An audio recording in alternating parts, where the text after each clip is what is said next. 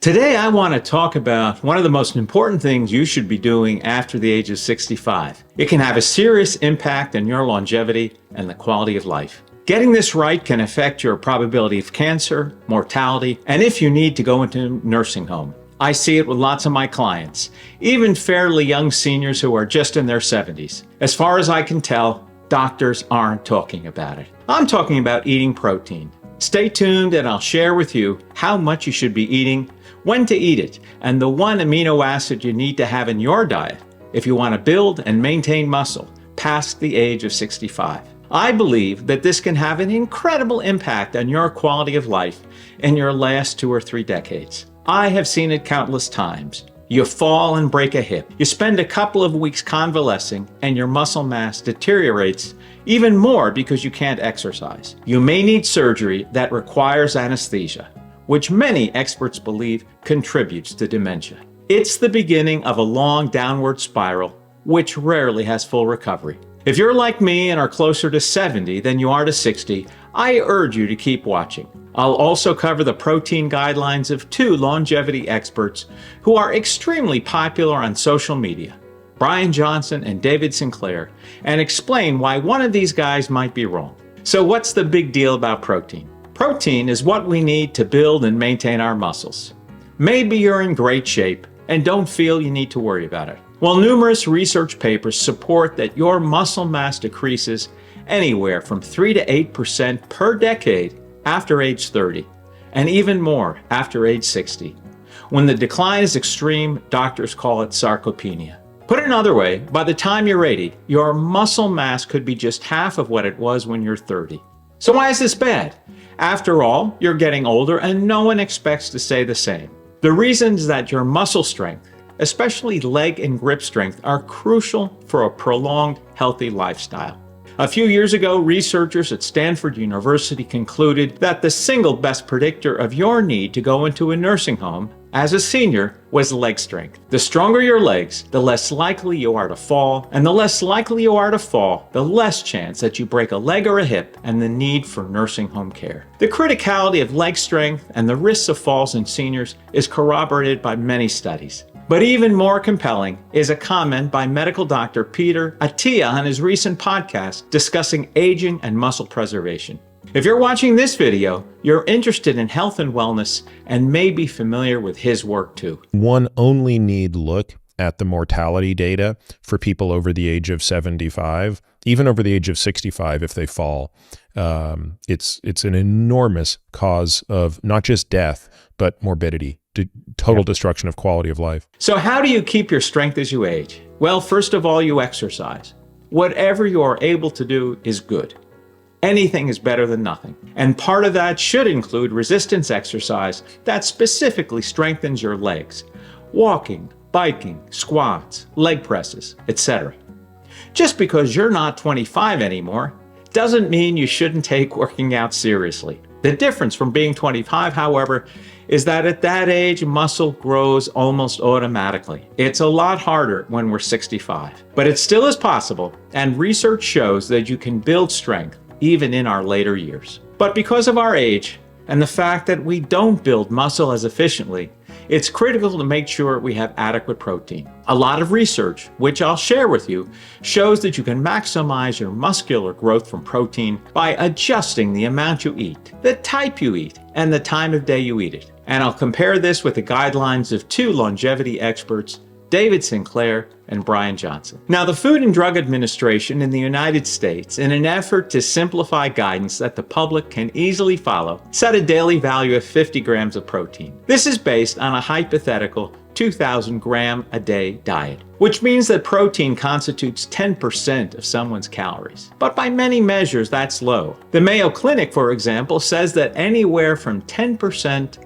to 35% of our calories should come from protein. So if your needs are 2,000 calories, that's 50 to 175 grams per day. It's really more helpful to think about protein needs in terms of your body weight, because if you are bigger, you have more muscle, and you need more protein to maintain it. The Mayo Clinic cites that the U.S. recommended dietary allowance, or RDA, is about 1/3 of a gram, specifically 0.36 grams of protein per pound of body weight.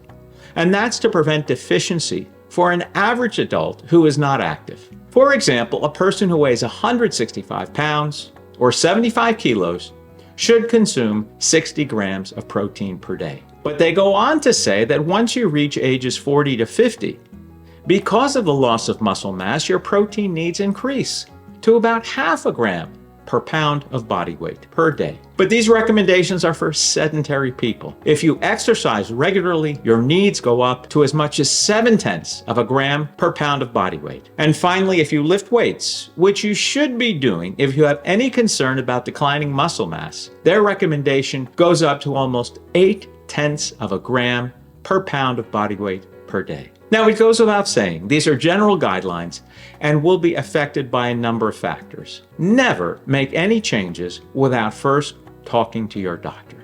So what can you do to make sure you are optimizing the protein you eat? The first is to have a good amount of protein in your first meal of the day. Whenever you break your fast, whether you have breakfast in the traditional morning hours or maybe later like at noon, researchers have found that it's important to eat a critical amount of protein in that first meal. And it's a specific amount and there's a specific type you should eat. Don Layman, a professor of nutrition at the University of Illinois, has devoted much of his career to understanding protein requirements as part of adult health. One of the things that we believe is that the most critical meal of the day is the first meal of the day. When you have had an overnight fast, your protein synthesis is down and that mTOR signal molecule is down-regulated, it's inhibited. And until you have enough leucine, around 3 grams, which translates to about 30 grams of protein for most people, until you have a meal that has 30 or more grams of protein, your muscle stays catabolic. So you're continually breaking down protein. We think that's a significant aspect of aging, that people have lower and lower protein, they don't eat protein at breakfast, and we know the efficiency is going down in the first place, so we want to front load protein in the day. Dr. Layman uses a couple of technical terms, so let me break it down. When you wake up in the morning, you're in a fasted state and your muscles are depleted of protein. To trigger muscle growth, the process he calls mTOR, you need to eat approximately 3 grams of the essential amino acid leucine in your first meal of the day. To get this critical amount of leucine, you need to eat at least 30 grams of protein. And protein consumption is especially important as we get older because our body's ability to synthesize protein and turn it into muscle declines. So what do you need to eat to get 3 grams of leucine? The richest sources of leucine are animal-based proteins. You can definitely get enough from plant sources, but you'll have to eat larger quantities. And the logic for this is obvious. Animals have already converted plants into muscle, so they concentrate the protein into a form that more closely resembles what we need to feed our muscle. A little more than 4 ounces of any high-quality meat, beef, pork, chicken, turkey, all these will give you 3 grams of leucine. A cup of low-fat or non-fat cottage cheese or Greek yogurt also has 3 grams of leucine. You can also get it from 5 eggs. So the threshold is not impossible, but it's also easy to fall short. For example, if you have a breakfast of 2 eggs, toast, fruit, and coffee, you simply will not reach the required amino acid threshold to initiate muscle growth. From the perspective of building and maintaining muscle, which should be a priority as we age, the protein you consume will have been wasted. If these amounts of protein seem like more than you want to eat for your first meal of the day, you can also have a protein shake. Whey protein is the richest source of leucine, and there are many good quality protein powders on the market that contain not only leucine, but the other amino acids you need to feed your muscles. A lot of people like to get their protein from vegetable sources, and that's great. The only issue here is that plant sources are not as rich in leucine, so you need to eat relatively more to trigger the 3 gram threshold. For example, you need to have approximately 2.5 cups of beans to get adequate leucine. So the 30 grams of protein recommendation assumes you eat animal sources. If you prefer vegetable sources, you need to eat almost 40 grams of high-quality plant protein to get enough leucine to trigger muscle growth. So that's for the first meal of the day. What about later meals? Research suggests that you should have the same amount of protein in the rest of your meals, 30 to 40 grams. This study, appearing in the journal Clinical Nutrition, stated that 30 to 45 grams per meal would be an important strategy for increasing and/or maintaining lean body mass and muscle strength with aging. Another study looks specifically at muscle loss among people 65 and older. They note that the best intervention to reduce severity of sarcopenia and curtail further muscle loss is resistance exercise, along with a diet rich in protein and especially leucine. They recommend a leucine intake of 3 grams at 3 main meals, coming from 25 to 30 grams of protein, as a goal to counteract the loss of muscle mass. In the paper, they observe that sarcopenia can start in midlife and will increase among many of us, so that by age 80, 50% of us will have suffered significant muscle loss, with a consequent increase in physical disability, poor quality of life, and other poor health conditions. Again, we have a 1 in 2 chance of being in this situation. Now, lately on social media, there are longevity experts who will tell you something very different. One of these gurus, David Sinclair, a researcher at Harvard Medical School and author of the book Lifespan, Why We Age and Why We Don't Have to, has an opposite view of protein. In this article that he published in LinkedIn, he said that high protein consumption is a bad thing for longevity. It will turn off your natural defenses against aging and disease. You will find David Sinclair on countless videos and podcasts where he asserts that high protein accelerates aging. Now, a very simple way to understand this is that when you eat protein, you stimulate growth. And this same growth process can go awry and lead to cancer and other health conditions. And he has a lot of research to support his view. But what about another longevity guru, Brian Johnson, who calls himself the most measured man in history? Brian is a Silicon Valley centillionaire who spends over $2 million a year to measure every aspect of his health to find the optimal diet, supplements, and procedures to slow aging. He's 45 years old and says he has achieved health metrics comparable to 18-year-olds. How much protein does he eat? Well, on his website, he reports that he eats 2,250 calories a day, of which 19% is protein, or 107 grams. With a lean body weight of 144 pounds, that's 3/4 of a gram of protein per pound of body weight, which puts him precisely in the high end proposed by the Mayo Clinic. So who is right?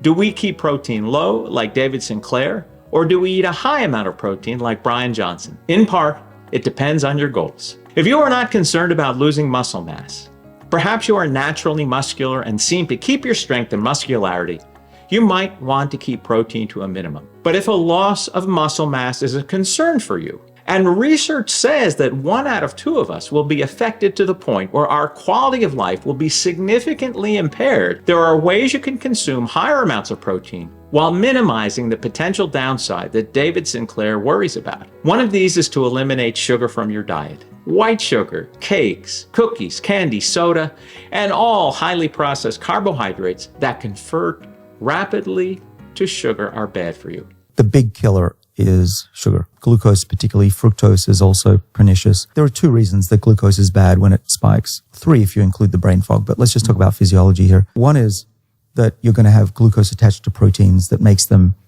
glom up. Think of it like caramelized body parts. This will ultimately lower your longevity, reduce your longevity, give you type 2 diabetes and probably cardiovascular disease on top of that. So that's one, keep those glucose levels down. But also what glucose is going to be doing to you at high levels is shutting off those protective mechanisms. One of the reasons Dr. Sinclair says we need to eat less protein is because it comes caramelized by sugars in our bloodstream, and that is bad for aging. But we can mitigate this by eliminating sugar from our diet.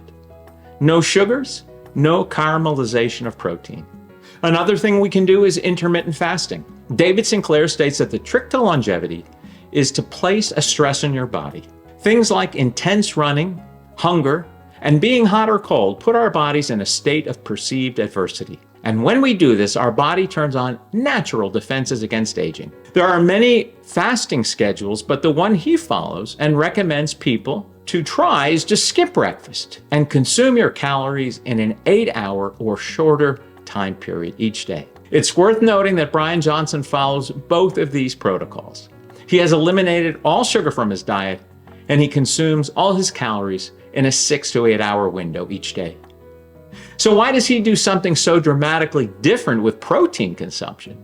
If he has access to the best information and the sharpest minds in the field of longevity, just as David Sinclair? Well, one key difference is that Brian Johnson is intent on building muscle. He exercises aggressively for an hour each day and says that he can bench press 240 pounds and leg press 800 pounds. David Sinclair, however, is not intent on building muscle. He does exercise regularly, but he openly admits that building muscle is not his main objective. So to wrap up this topic of protein and whether it is good for you or not as we approach our later years, I'll share one more important study from Valter Longo, a highly recognized biogerontologist and director of the Longevity Institute at the University of Southern California. He studied the links between protein intake and mortality and found that people between the ages of 50 and 65 who had a high protein intake had a 75% increase in overall mortality and a 4-fold increase in cancer death risk. But when he looked at people older than 65, he found that higher protein consumption had the opposite effect. In the older population, people who ate high amounts of protein had a 28% reduction in all-cause mortality and a 60% reduction in cancer mortality. Because this result was surprising, he did further studies on protein consumption on old versus young mice. He found that older mice on low-protein diets lost too much body mass, which turned the positive of low protein into a negative. He summed up his research with these observations. A low-protein diet may be hazardous for older adults. At older ages, it may be important to avoid low protein intake and adopt moderate to high protein intake, mostly plant-based, to help maintain healthy weight and protection from frailty. So, to wrap this all up, if you are 65 and older, you need to be concerned about the loss of muscle mass. You have a 1 in 2 chance of having significant muscle loss, also known as sarcopenia. Your risk of falls increase, and a broken bone can have a huge impact on the trajectory of your well-being for the rest of your life. And I personally have seen this among many of my clients. The best way to combat this is with resistance exercise combined with adequate protein. Your protein can come from animal or plant sources, but you want to eat about 3 grams of Lucine and 25 to 40 grams of protein whenever you have your first meal of the day. If you are concerned about the effects of protein on aging, you can mitigate this by reducing or eliminating sugar from your diet and doing intermittent fasting. And these are healthful practices even if you don't care about muscle loss. Most importantly, always check with your doctor before making any changes to your diet and exercise routine. They will let you know what's best for you. Hey, thanks for watching. See my next video here on things you can do to take the best care of yourself and your loved ones.